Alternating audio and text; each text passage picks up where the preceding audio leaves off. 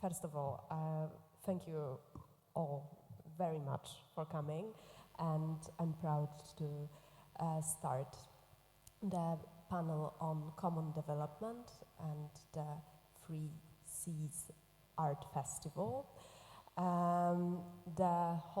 This whole part of conversations is co-organized with the Visegrad Fund. And first of all, I would like to start with a small introduction of all my guests. So with me here are Barbora Kundračíková, curator from Muzeum Umění in Olomouc and art historian and professor of art history. Małgorzata Kaźmierczak, president of AICA International, also a curator and a professor of art history. Péter Inkei from Budapest Observatory, the director of the Budapest Observatory, a regional observatory in financing cultural in East Central Europe. And last but not least, Vrbanová, head of the Department of Culture for the city of Bratislava.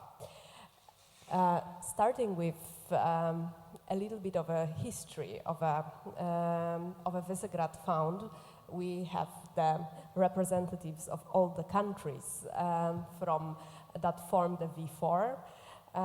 The countries, as you can probably guess, are Czech, Slovakia, Poland, and Hungary. And in 25 years of the work of the fund, it managed to fund more than 10,000 projects, and the gross total of the funding was over 140 billion euro. So that enables and facilitates what's, I think, one of the most important things within the Eastern Europe, Central Europe, which is the networking and collaboration that help us all to live through the trajectories of our own pendulums. I'm going to use the metaphor from the introductory panel. And I think it makes the most sense to start to ask all of you to tell us a little bit on the current trajectory of the pendulum in your countries. So how does the current political climate impact cultural institutions and shape the cultural landscapes in your countries? And are there any particular institutions whose histories reflect the key political developments in the recent decade? And that's the question, of course, to all of you. And Gosia, who's the president of the AICA, which is the International Organization for Art Criticism, I would like to ask you to add a little bit on the situation of the art critics in Eastern Europe, not only in Poland, and to maybe elaborate a little bit on the attempts by political actors to influence or suppress critical voices. Who would like to start? I can start. Good afternoon, everybody. I'm glad to be here. That's what I wanted to address as a first. And, well, back to the first question, very shortly to say the impact of the current political climate is very, of course, negative in Slovakia. After the parliamentary elections in 2023, started actually a process, let's say, of a new normalization of the cultural field, which resonates a lot with our past historical experiences from the 70s as well as 90s years, as also Richard mentioned in his keynote.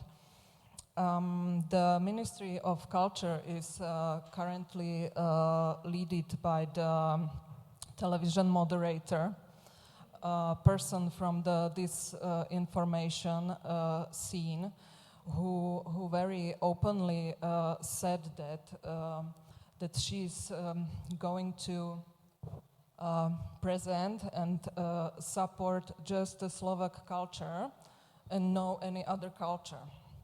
And this statement should be like a vision in her point of view. So in practice, we see how the cultural sector is being actually demolished step by step, really.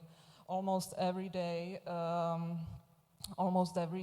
some director of the cultural institution is dismissed from the position without any reasonable or normal named reason, of course.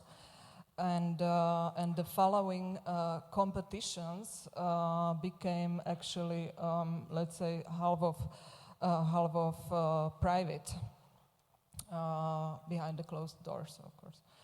So I would say it is like a very low comedy, what we see currently in Slovakia, but with real and hard impact to the whole cultural scene, with the impact on the quality, collaborations, especially international collaborations, and so on.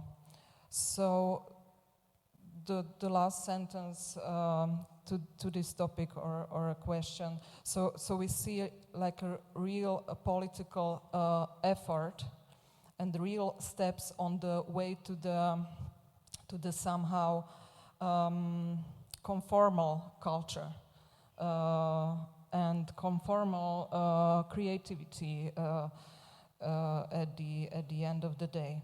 And conformal means in this context to be like absolutely non-political, non-critical, definitely not queer, and not civically engaged, and so on.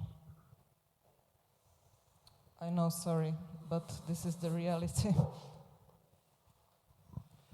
My story is very similar. Well, you use the word climate. Now, the climate is very changing and volatile in this part of Europe. So much so that I was already here in Krakow 2 days ago, the day before yesterday, when in Budapest a new draft law was published. And this is such a brutal draft, which will be certainly passed by the parliament in a few days or 2 weeks at latest, which you will be reading about, I'm sure, because it is almost like written in Moscow.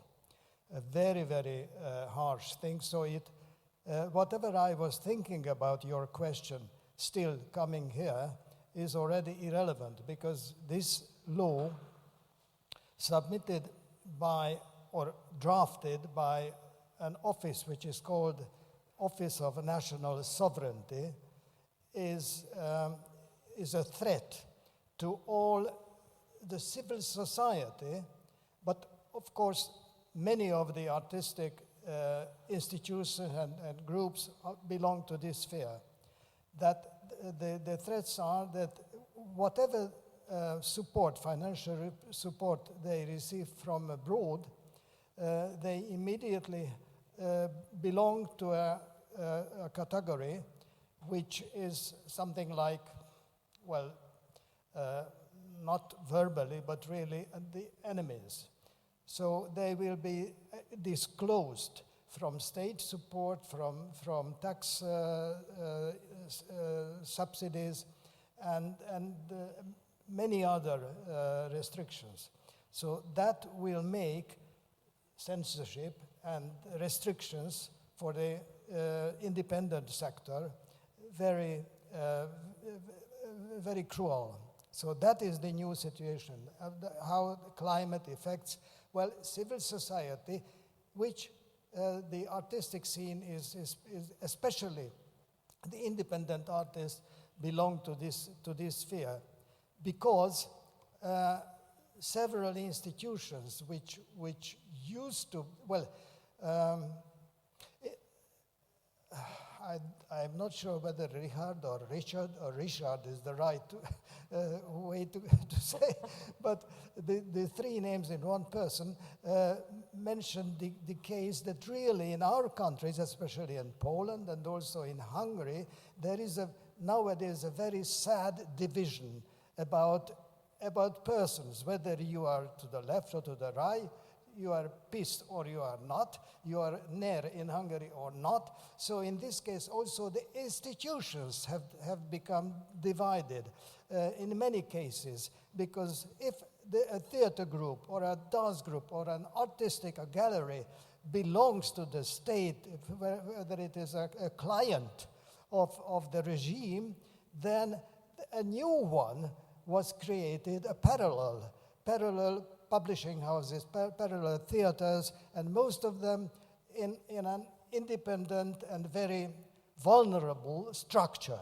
So they belong to this civil society, civil sector, which are now threatened by this new law. I'm not picking out any one of them. I will let it for later.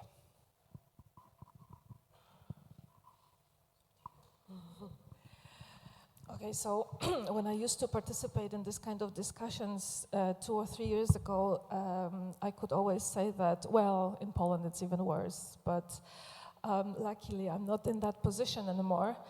And Poland is again in the period of transition, and like in 2023 in October, a pro-European coalition came to power, but what we have to understand about, like, because you're asking about the whole decade, is that pre-2015, so from 89 to 2015, we didn't seem to have any kind of cultural policy. And culture was always, like, the Minister of Culture and the Minister of Education were always those, like, consolation prizes in the government. So everybody was neglecting these spheres. And the neoliberal government had that approach that, well, you know, like, the free market is going to solve everything.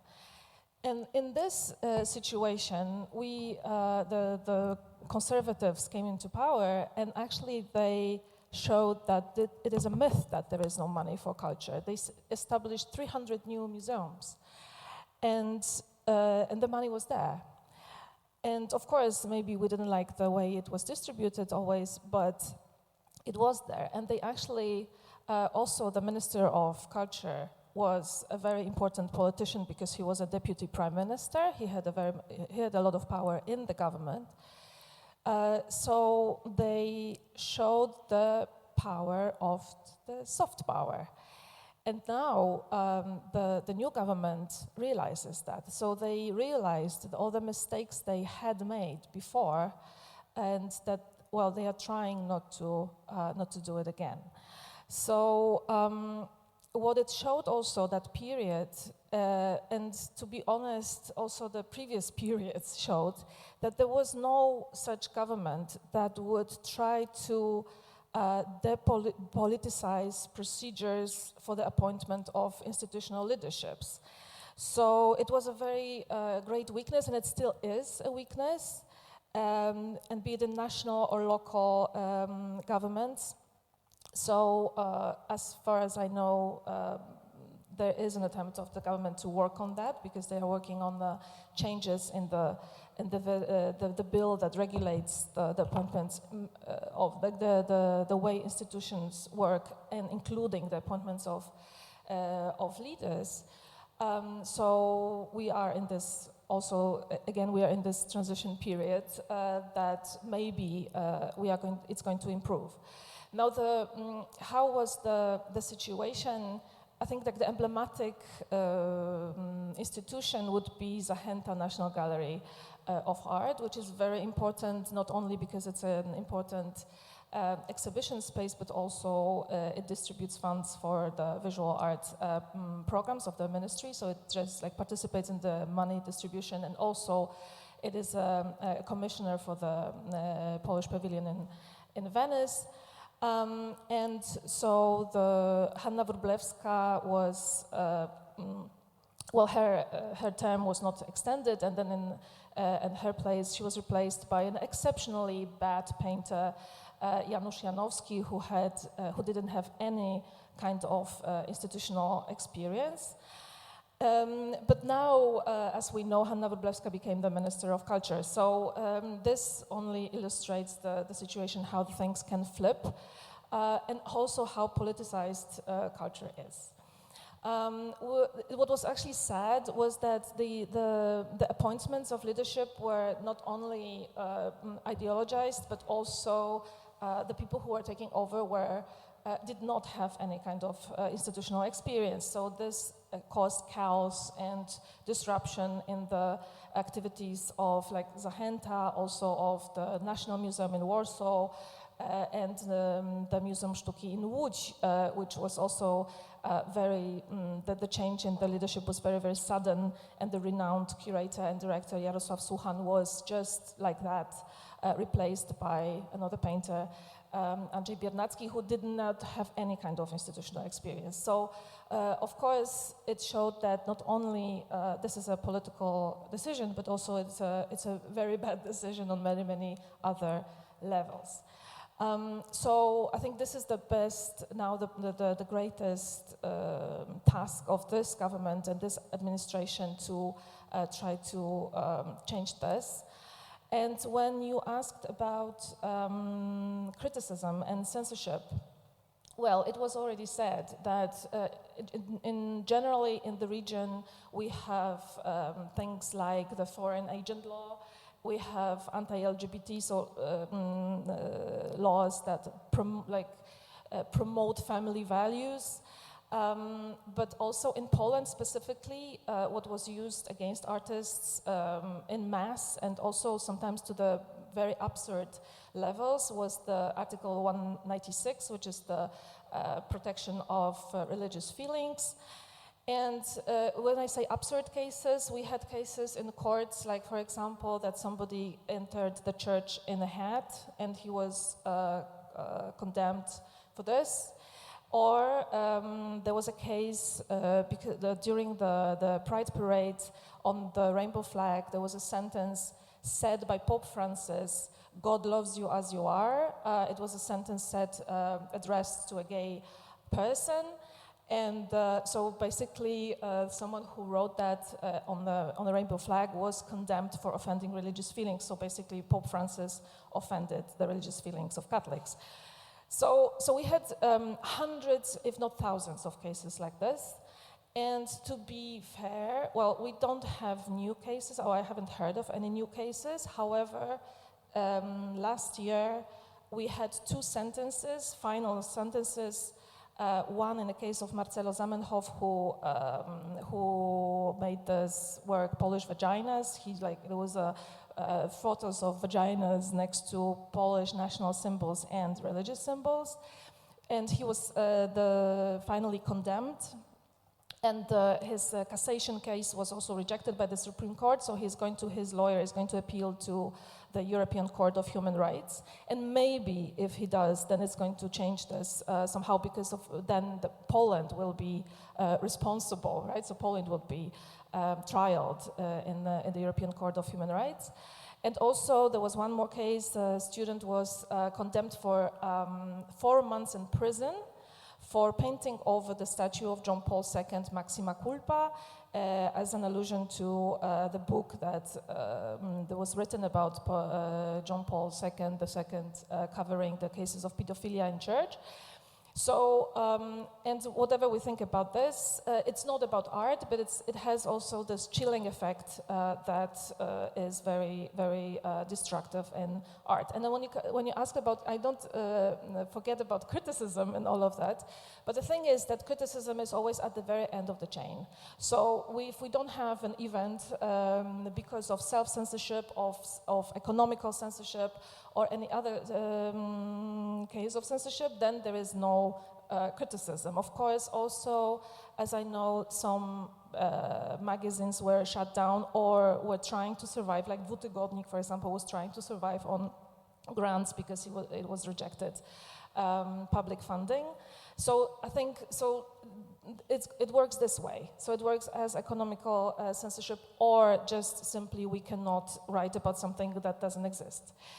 But however, we as critics existed, and we just basically switched to other forms of criticism. So, we stopped maybe writing if there was no space to write or nothing to write about, but we organized discussions, we were actively criticizing the political climate in Poland. So I think also this period made us far more aware of what is going on and how to put pressure on politicians and how to get together and how to show solidarity, etc., etc. So I think this period, in this sense, built as more civic society in Poland. Thank you very much. Also, thank you for the invitation for this panel. I have nothing to say, actually, because from the position of Czech Republic, we are still waiting what will come. We have election this autumn, actually, and it might change the situation. As every other Central Eastern European country, global country, we are somewhere in the middle. So we are a highly divided society, and we are waiting for the result, actually. And I can only say that it's kind of interesting situation because we are even able to sell our best curators to other countries, like to Slovak National Gallery, currently. You're welcome. It's not a relief, actually. It's just continuation of disgrace, I would say. In my view, we are still, as states in Central Eastern Europe in transition period, I would still say that we are young democracies and we are just living through these missteps on the way to the future. But what's the future is, actually, this is a question, right? In Czech Republic, the system of state-funded, private, as well as public galleries are basically same. For the last 30 years, we are still building from what was somehow established in the 50s in completely different political system, which means we have 3 state-funded institutions focusing on visual arts and collecting. It is kind of interesting because all of these institutions somehow tries to find a different path. So, for example, National Gallery, which is underfunded absolutely and heavily and has no option how to change the situation, is actually the lower voice, I would say, in the field currently. Then there is a Moravian Gallery, which somehow focuses on the local scene and somehow changed the perspective and focus on design, which is something I would say really in the context of neoliberalism and trying to somehow sell and get some from that, I would say.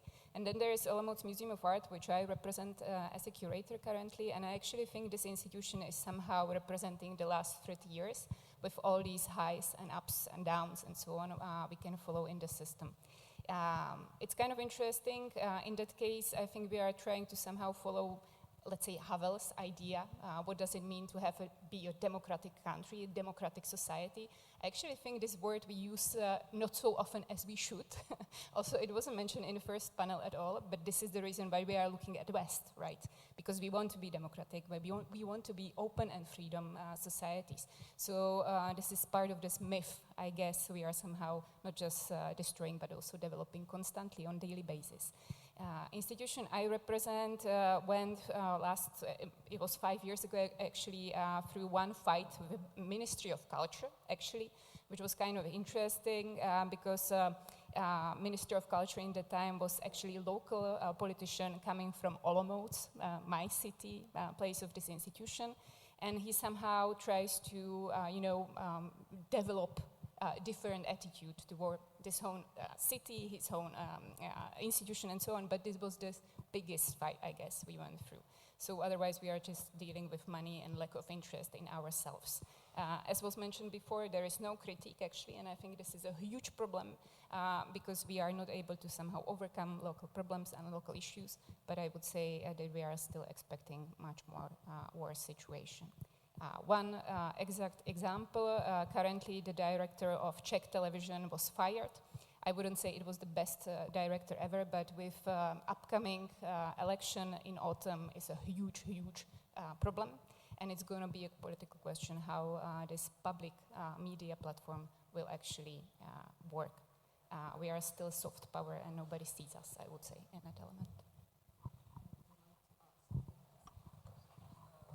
To add really shortly into this context a story or an example of the Slovak institution called Slovak Arts Council, which has been actually, or back to this information, that this institution, I think, reflect very clearly our past decade of what was happening before and what is happening now in our country.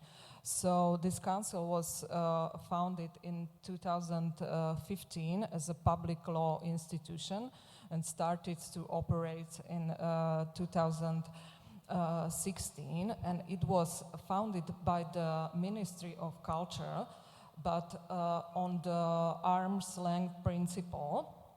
It is still like a key tool of the financial support addressed mostly to the independent culture in Slovakia.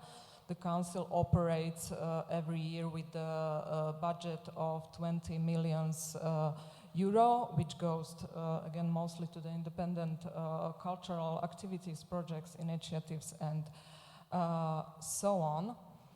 And what was like important for our cultural policy on this example was that this institution was like a high-level institution or institution with a high level of independency, where all important decisions were in the hands of the experts and professional committees.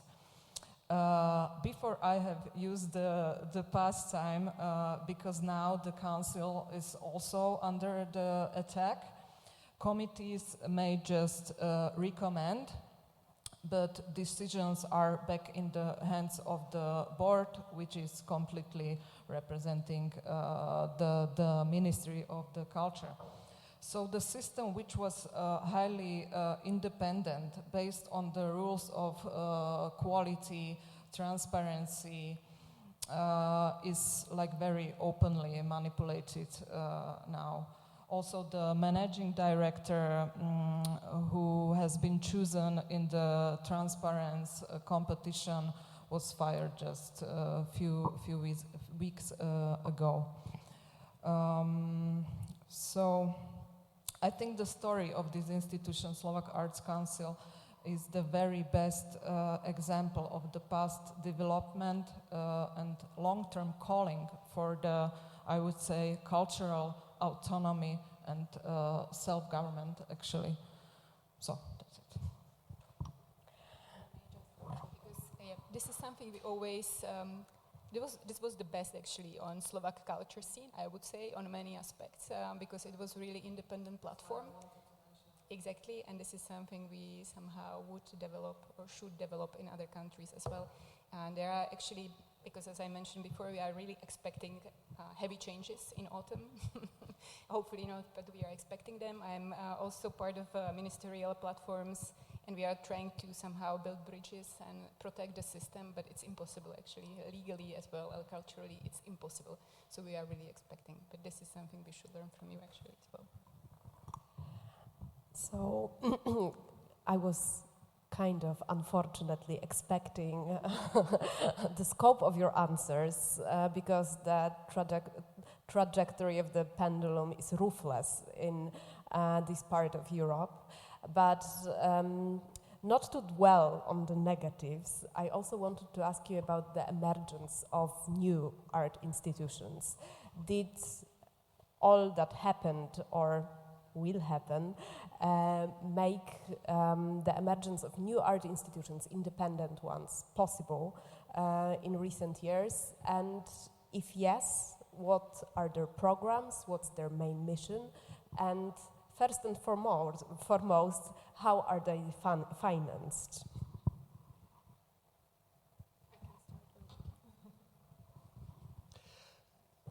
These examples are those born by defense, by a kind of, how to say, self-defense. Now, for example, in poetry. So poetry wasn't very popular. Like all over the world, it somehow lost its impetus, its attraction. But in the past several years, some of the leading Hungarian poets turned to social and political issues, and they produced some kind of poetry which was typical of the 19th century, when poets were expressing the revolutionary feeling. And strangely, that turned, but of course the language, the poetic style, everything was very 21st century modern. And this is something which shows that somehow the reaction that is created, elicited, leads to some new creation. Institutionally, the Art Academy, the Theater Academy, was taken over again very brutally by the regime. So they replaced the old director, the boards and so on, and they made a new structure. It was some 5 or 6 years ago. The SFE is the Hungarian abbreviation, Színház, Művészeti Főiskola és Egyetem. Oh, sorry. And as a reaction, the students occupied the building, and they kept there for several weeks.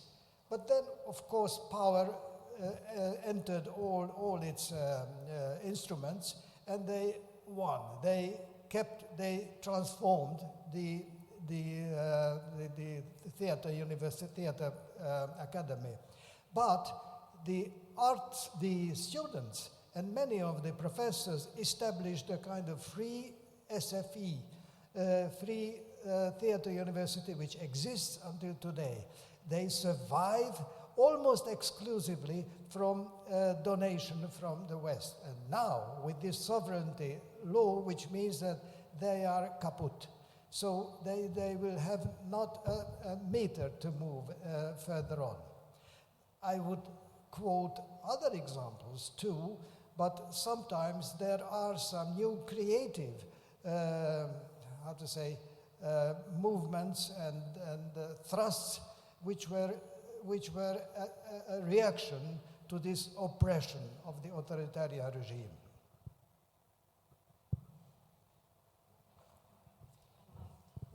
But it's kind of a nice gesture actually to share, and I can read all actually, which I like.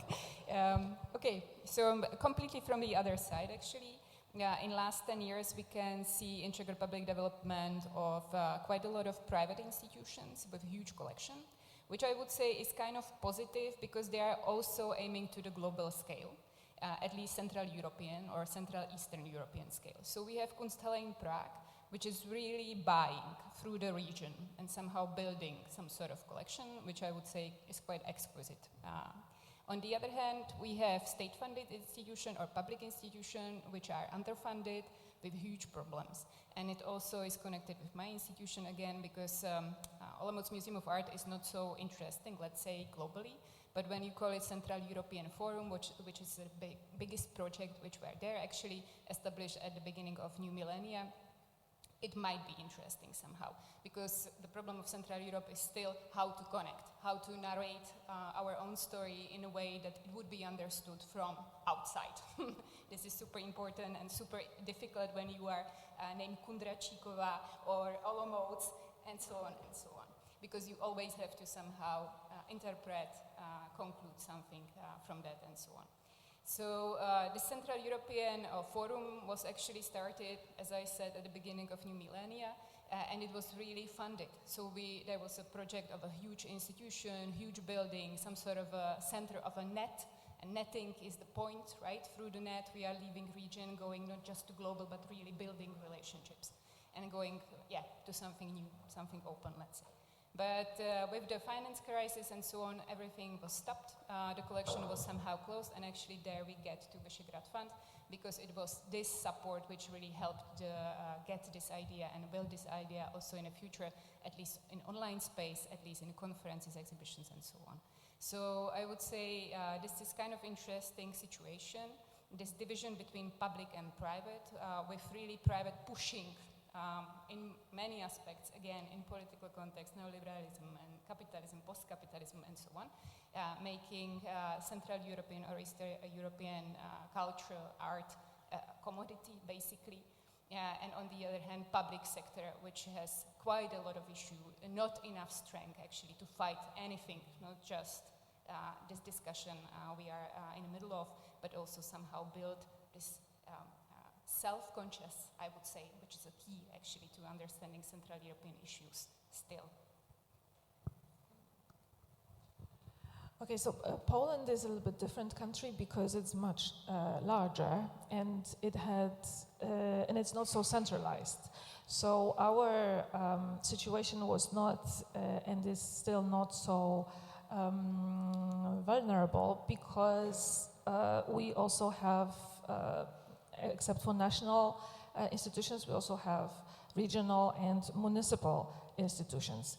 So we had some kind of balance, because still, like, we had galleries such as Galeria Labyrinth in Lublin, Arsenał in Białystok, Arsenał in Poznań, and so on, that really actually tried to maintain their independence, their intellectual independence, and they became a refuge for some more progressive artistic voices.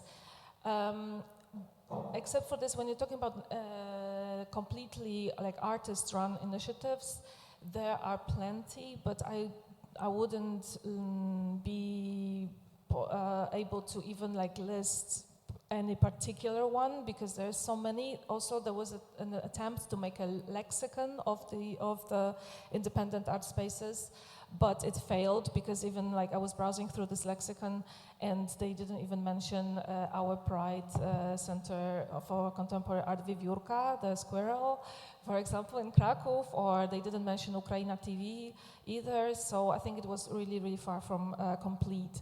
But it wouldn't be possible to even make like a coherent list of that, but because they are very, very ephemeral, these initiatives. And how they get funding?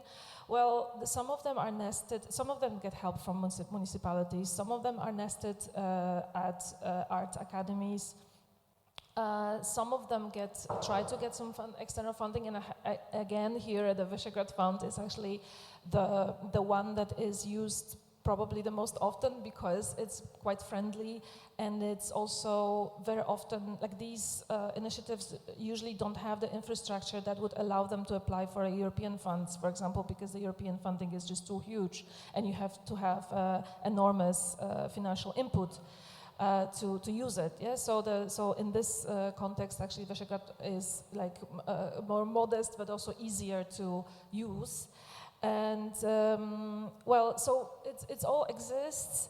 However, I think, like, it's not possible to replace the institutions, strong institutions, with grassroots initiatives. This is not going to happen. Of course, this is very important. It's like we all are very happy when initiatives like this show up, but it's not. It cannot replace one another. So that's it. Thank you. I see actually very intensively this emergency also in the field of the founded institutions. Except of the Slovak Arts Council, we have, for example, a new city theater, which has been founded as a non-profit organization. And the reason or the motivation for such a setup was actually the same: to have more autonomy, to be more open to more founders, for example, to have more opportunities for external sources, and so. Yeah, but of course there are, in the both examples, there are still money from the city or from the state. And on the level of the independent culture, actually, I think the current situation contributed really just to the deep crisis, really, which is very intensively reflected by the platform called Open Culture. This platform is not really an institution, but it is working more like a network of different cultural initiatives, projects, people working in the culture, which has been this platform created as the answer to all these political initiatives, let's say. They are collecting data, organizing petitions, protests, and so on. And all these activities, including, for example, upcoming international conference, which will be in Bratislava at the end of the May, are covered just from the public donations. So I think what you've already told me really stresses how important building the structures of support, the networks that work not only on the national level, but like on the international one, is extremely, extremely important. And well, 25 years have passed since the Visegrad Fund was established at the beginning of the new millennium, when I think we were all so much more optimistic towards what the future will bring us. And I would like to ask you, how do you see the impact of this kind of a fund, and how do you see different ways of building structures of support for cultural institutions in the future?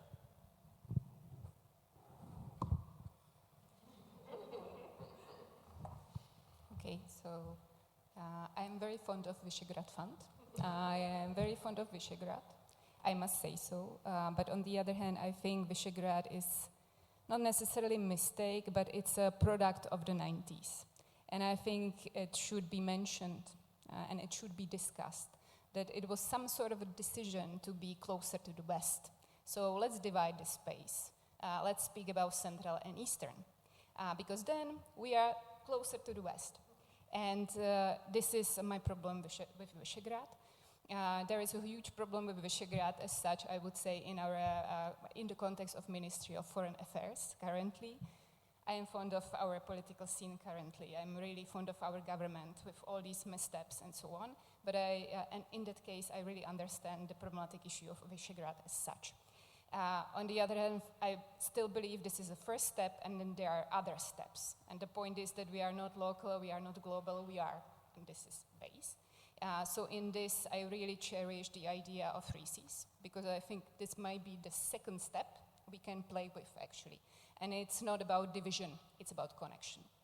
And that would be my state, I would say. Can follow, and to be honest, I don't have many experiences with this grant system.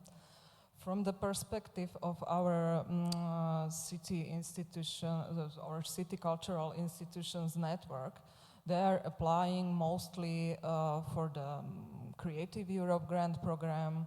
Also, the Interreg is very attractive for them. Which is also focused on the collaborations between Slovakia and Austria, Slovakia and Hungary, and so on. And I think that this grant system, We4 grant system, is much more used in Slovakia in the academic field. This is also maybe an important point. And the reason could be the amount of the financial support, and maybe, I don't know, maybe specific focus, like a program focus, I mean, in connection with the local strategies and also the real needs.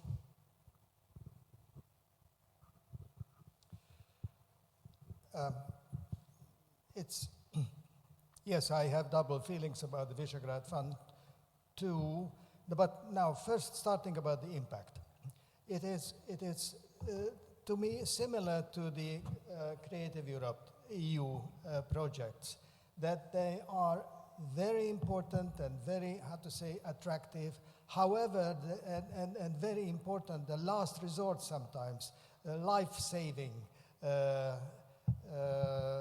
sources for many instances, for any cases, projects or institutions or individuals, artists. But still their impact on the large scale is relatively small to the artistic scenes of the individual countries. The Creative Europe, and even less so for the Visegrad Fund. So, however, so it is a medicine for many who need very much, but for the whole structure, the impact is little felt. Now, my personal connection, we have, our organization, the Budapest Observatory, we have a record with Visegrad Fund. During the 25 years, we have had 4 projects participating. Now, one thing, when I said I had double feeling, I always felt as a kind of opportunism, like also submitting a project to Creative Europe, to adapting to the call, also the criteria, which means sometimes we are doing something which is not fully sincere, but we need the funding.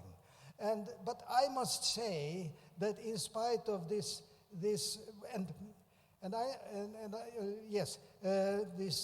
feeling, this kind of remorse, in all 4 cases, in the end, I am proud of what we have completed. You see what I mean by opportunism, that we are 2, I mean, I have a good friend from Bratislava, but we need very much a Pole and a Czech to be successful. So in some cases, the solution is not fully, sincere. But as I say, in the end, we knew new persons, new contacts, new ways. Now, for example, one of the projects was crowdfunding. How to compare the system of crowdfunding in the art scene in the 4 countries. And as I say, we put up the application in an artificial way. However, when we came here to Warsaw and then we went to Prague, we learned a lot. And we learned much more than we expected about not only about the crowdfunding system, but how Poles treat these things and how big Poland is. As compared when we were hearing about the amounts. So the amounts were 4 times what we were accustomed to in Hungary, of course, because Poland is 4 times, at least 4 times as much. So in this case, these bacteria which you pick up during in these connections are important. And this is why I wish very much that in the 3 Cs somehow something similar should evolve. Now finally a technical word, maybe Maya will be pleased to hear. After having had some personal connection with the Visegrad Fund, now I looked at the website and I find it very impressive. So it's very professional, very easy to handle, and very for the purpose when you want to see what it is about now. So the academic projects or the technical projects, how the artistic projects relate to it, and what is the relation of the countries, and that is very informative. And this is where I learned that, for example, Hungary has been going down in the past several years, maybe for political reasons, that it was the Hungarian artists and the communities were not encouraged by the government because Orban wants to be detached in many, many ways from the rest of Europe, and this is reflected also in this low share of Hungarian successful applications in the past several years. Okay, well, as I said before, I think among the organizations that I'm close with, also the Visegrad Fund always has had this reputation for being friendly and easy to work with. And this actually even improved. I applied twice, and between once in 2012 and in 2022. And so between these cases, I think, like in the beginning, okay, so I can reflect on the technical issues that I am really pleased that a lot of, like, not everything needs to be in paper now, like, and it's like all these issues really seriously make your job much easier, and I'm really happy to see this development. And on the like intellectual side of the whole concept, it's interesting that during that time, I think what has changed is that we have really bridged the gaps in the artistic field. I think there have been a lot of common exhibitions, very like emblematic ones like Body in the East by Liana Pintilia, all these that really, I remember in Wrocław we had also a lot of common projects like this. So we know about each other much more now, also thanks to the Visegrad Fund, and also because it's just started to like be some kind of initiative to look at each other, to find those friends in like the Czech and Polish, and really, so it forced us in a way to do it. But the second project that we did was focused on art criticism, and actually here I noticed that there is still a lot to do because of the languages that we are inaccessible. Like, for example, for us to read in Hungarian would be very difficult, and in Polish I'm sure also. So in this field there is still a lot to do, and that was my impression. So yeah, so it is quite easy to work with institutions, so we are really happy. I think only if we have any kind of criticism is the system of auditing that showed up was a real pain. So I was actually, I think, sent here by the president of AICA Poland, who was really crying when he was looking for a company to do this, and we thought that actually it was disproportionate between the amount of money that we received and the amount of money that we had to spend on doing this. But otherwise, everything is super. So that's all. And when you also asked about other international networks and so on, well, like I can tell you, I can advertise AICA International, of course, and I think AICA, also TIMAM, like there are like those international organizations that are making sure, like making this the ethical standards that are international, that are also very like open, and we are taking care of diversity and so on, so on. So I would invest in this kind of networks. Also, of course, academic networks and civil society networks. That all these legs need to be strong in every democratic society. Thanks. Just wanted to add one thing. I actually think we work very well on many levels. We are really, these 3 years, it really connected us somehow. So let's say on a level of professional culture, academia, galleries, people in a culture and so on, I think it works perfectly with some small issues, let's say. But I feel it in the Czech Republic quite strongly. We are not able actually to communicate with our public. And this is a problem we are dealing with. When we prepare an exhibition of Laszlo Lackner, for example, last year, we weren't able to explain what's the interests there, who is the personality. We weren't able to bring public into the institution and explain this is interesting. You should be interested because it's not just some Hungarian artist, like literally, but something which is connected with the region and our culture.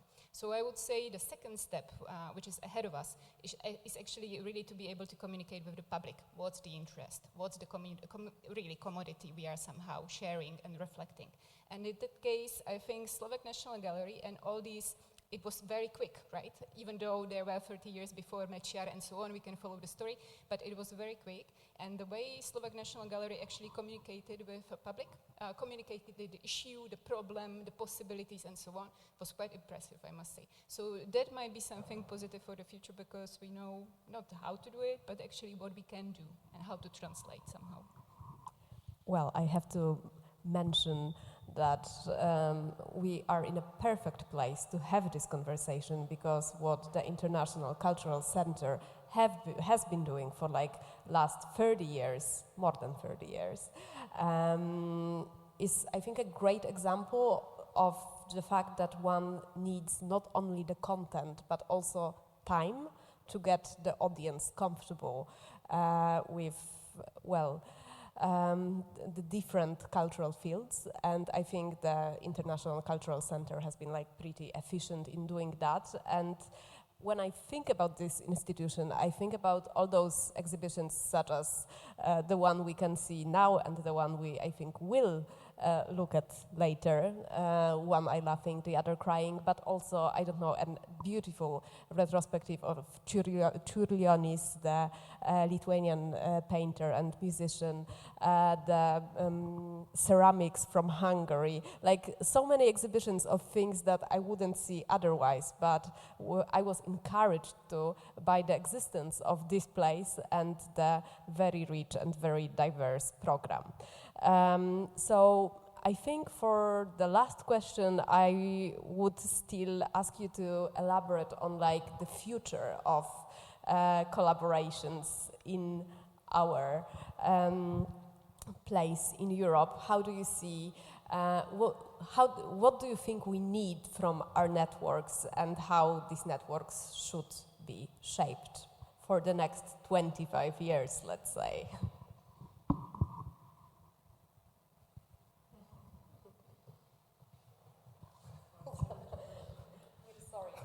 Well, first of all, our next, you say 25 years, well, certainly the next several years will be very much decided next Sunday.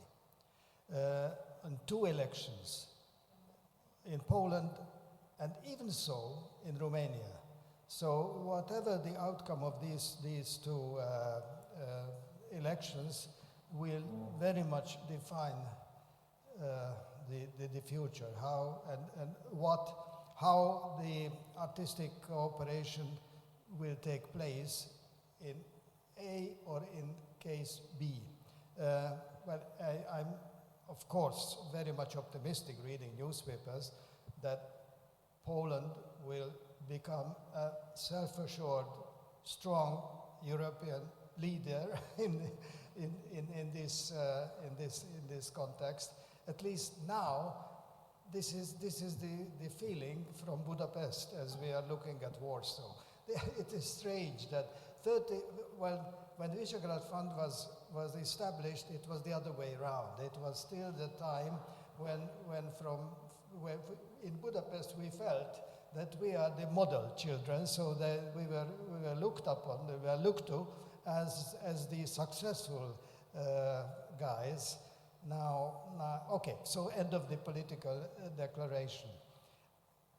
As to the way I was thinking what to respond to this question, but my creativity feels short, because I think with the slight criticism that I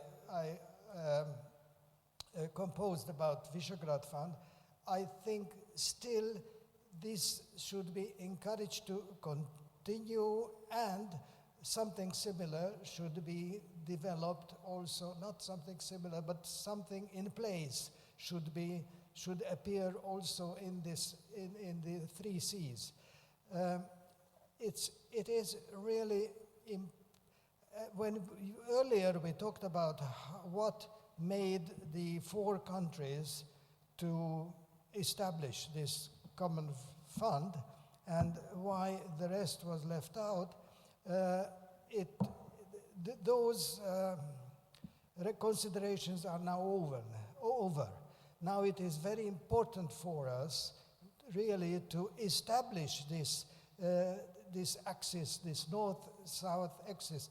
What I think you mentioned about the communication, about the poor conditions of reaching one another, not only the roads, but also the flights, how you can reach from Zagreb to Riga. So all these need to be improved, and which is the instrument also for the cooperation between artists.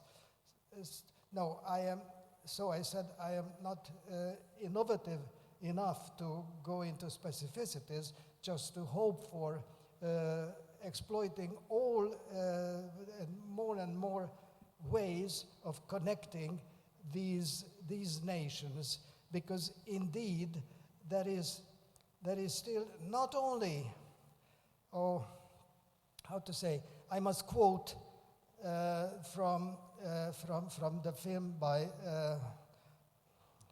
what's the name of the famous New York filmmaker and comic, Woody Allen. That the story that the person goes to the psychiatrist and asks for the diagnosis, and said, "I have good news for you. You don't have inferiority. What is it? Complex. You don't have inferiority complex. You are inferior."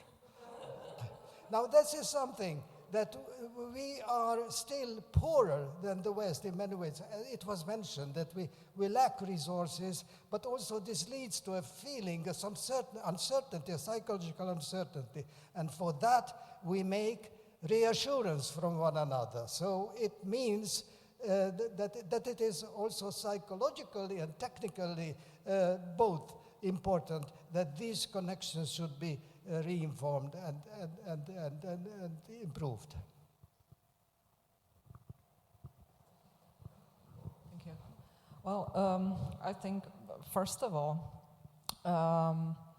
when we would like to see a better future, let's say, very easily, first of all, politicians have to know that the culture needs supportive approach and the autonomy again.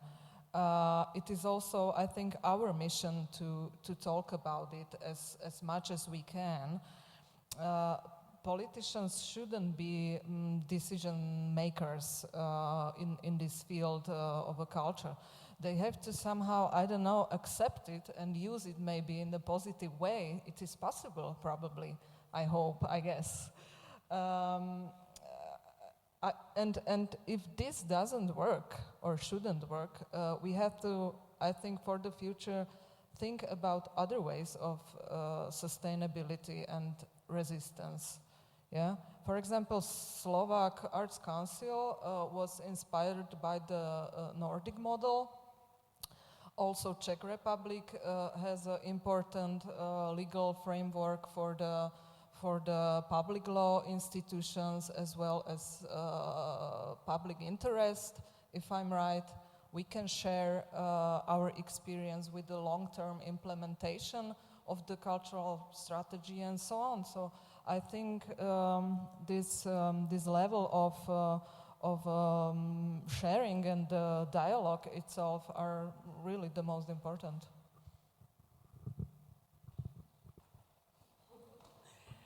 Well, I agree. Well, I have in response to this, I have this anecdote that actually something like this functioned in Wrocław, in the city, on the city level. It was beautiful, ideal city council that was supposed to decide about things in culture. So it was super, and until one of the decisions, the council took a decision that the mayor didn't like. And then he just dissolved the council, and that was the end of the dream. So this also tells you about the political culture of this region, and how it functions. Everything is great until you are in accordance with the politicians. Otherwise, it's not. And also sometimes I really like that inferiority complex story, because sometimes I feel that, well, you know, like we are part of Europe, and you know, like should we actually prove that continuously? But then I have some meeting, like last time at the AICA International Congress, I was running a panel about performance art in the 90s in Eastern Europe. And everything went smooth until we got questions from the audience, and somebody asked, like, was there performance art in Eastern Europe? And I was like, well, so this is it. Like, you know, so we just, maybe for ourselves, you know, things are not necessary anymore, but for the outer world, unfortunately, still, yes. Okay, so I'm very positive about the future, actually. I think we have it in our hands. I think it's not about politicians and us. I think we are living in political times. So when I brief, I do it politically. When I do it publicly. So actually, I think Timothy Snyder said it, right? This is the end of the break of history. And now the time comes to do something. So yeah, I'm very positive about that. And actually, I was listening to your answer, if art has any sense, to you personally, I guess, but also in general sense. And I think this is the wrong question and the wrong answer, actually. So don't think about it. And by the way, I really love your work. And I think this is a good point, actually, good starting point for all of us to do something like this. So thanks a lot. So I'm very happy to have such an high optimistic ending for this otherwise sometimes pretty grim conversation. So are there any questions from the audience? Let's hear the question from the Visegrad Fund. I'm sorry, I don't have question. I have just comments on what you have said about the fund. Starting by technicalities to going to bigger ideas. I'm very glad hearing that you perceive us as a friendly institution, because this is always our goal, to make life of our grantees as easy as possible. At the same time, knowing that we are spending public funding, taxpayers' money, so this is why we have to introduce instruments to be sure that what is spent, it's spent in a correct way. So this is why we have an audit. We know that sometimes it's difficult, and this is why last year we increased the amount requiring audit procedures, and we made those procedures easier for the grantee. Then referring to remarks from our Czech colleagues, I would distinguish Visegrad Group from the Visegrad Fund. And we can discuss about the group, maybe not here, but after this panel. But speaking about the Visegrad Fund, I would not agree that this concept got old or old-fashioned, and it's not relevant to the region anymore. Because otherwise we wouldn't have more applications that funds that we can grant. So there is still a high number of applications. We have our budget increased, and still we have always, when you are evaluating projects, a difficult choice at the end when we have to adjust those what we like to what we have. And referring to remarks coming from Hungary, I couldn't imagine better statement to underline the sense of the Visegrad Group. Your remark about opportunism. It's not a nice word, but this is exactly what we wanted to achieve. We know that it's natural, and especially for like neighboring countries, to have contacts not far away from your institution yourselves. But the Visegrad Fund was established to go farther, and to, like, it was a strategic country's decision to establish an instrument encouraging you or forcing you to find partners elsewhere. And your illustration was the perfect conclusion that it works. It may happen, of course, that you have this uncomfortable feeling that you drive from your original idea, but then, you know, the market, it's large, and if you are choosing this option, then I think it's quite natural that you need to follow rules that if somebody offers financial help. Thank you. Good morning. You've talked a lot about how states are failing to engage and support artists, and of course I agree, but I like to provoke you to say a few critical words about artists.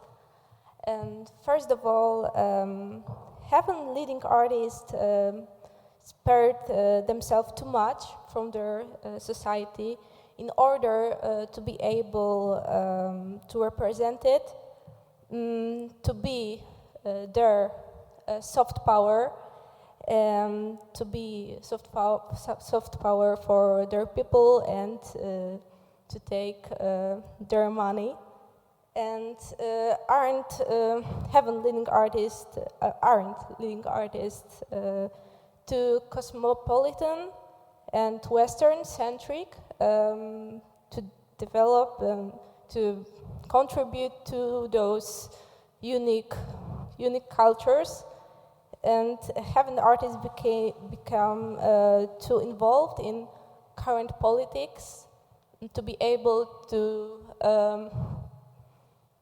make this cultural politics with their governments. I think actually there is still the problem of contemporary art as such. We are not able to discuss it. We are not able to use it as common language, I would say, even though it wants to be inclusive as much as possible. So this is up to us professionals to do something with that communicate better, I would say. The other thing is actually we are too much using words like region and global, local or global, Western and Eastern, Central European and so on.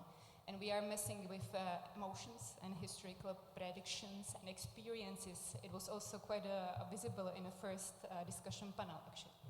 And I would suggest we don't have to follow it, it's just some sort of idea. I quite like Bruno Latour actually, and his project for ZKM, I think it was 2015, something like that, with Peter Weibel, where he discussed ecological crisis and how we are somehow leaving planet Earth because we destroy it and now we have to go somewhere else to destroy something else. And he was thinking about the context of region. What does it mean to have a region? What does it have to be Heimat, at home, and so on?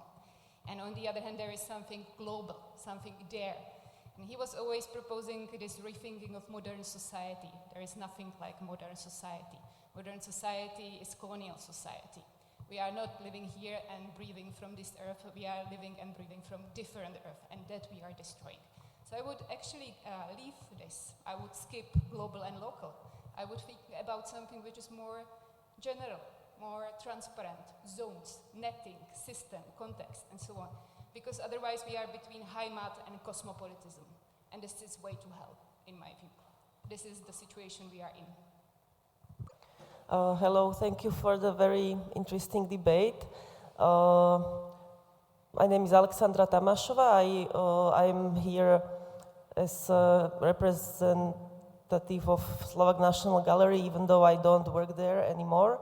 I had been working there as a curator for 13 years, and I left in this March. And my view on international cooperation has shifted significantly in the last year and a half, let's say, because I feel like we are really facing huge new challenges, which I would call the rise of fascism or neo-fascism. I see it differently now when Donald Trump is the USA president and the war on Ukraine is still continuing. So, from my point of view, when national authoritarian governments in Slovakia and Hungary at the moment are trying to silence any opponents and cut off all of the fundings, it is extremely important to create really functioning international network so that we can be able to balance these attacks on democracy, because otherwise we will just die in isolation, you know, all of the culture. I don't want to sound too dark, but I'm not, I don't want to wear pink glasses at this moment, which is extremely serious. Not speaking about climate crisis. So I think there was actually no question, but maybe one of you would like to address the statement.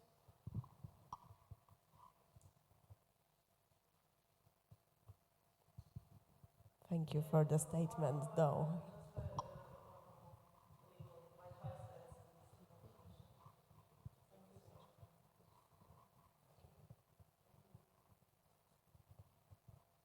Do we have any more questions? Or statements, of course, yes.